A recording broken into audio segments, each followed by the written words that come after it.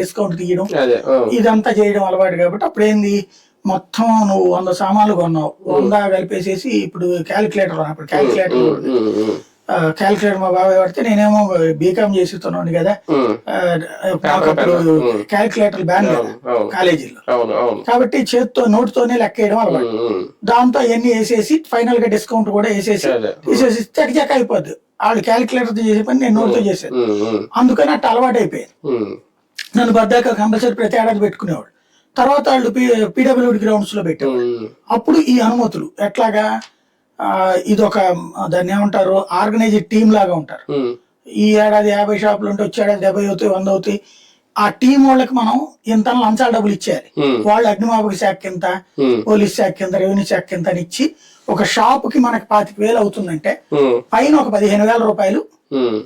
ఇప్పుడు రోజుల్లో అప్పట్లో 10,000 రూపాయలు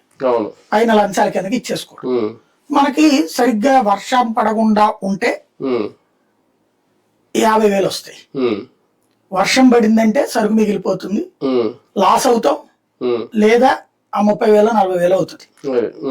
అట్లాగా చూసాం నేను 5,000 రూపాయలు పెట్టి రోడ్డు మీద పెట్టేవాడిని మన సామరం నుంచి పెడితే 7-8,000 రూపాయలు ఫస్ట్ ఏడాది వచ్చింది కాబట్టి 2-3 వేల రూపాయలు క్యాష్ అదనంగా లాభం రావాలా చేతికి తెలిసిన వాళ్ళు